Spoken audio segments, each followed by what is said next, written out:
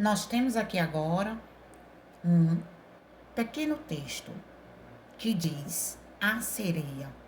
A pequena sereia ouviu o sino tocar. Após o sol nascer, foi à cidade passear. Qual é o título do texto? A sereia. Então, vamos prestar bastante atenção. A palavra sereia começa com a letra S. Vamos circular o título da história? Beleza? A primeira sílaba da palavra, qual é mesmo? O C. Qual a diferença na escrita das palavras sereia e sarei? Isso. Sereia inicia com a sílaba C.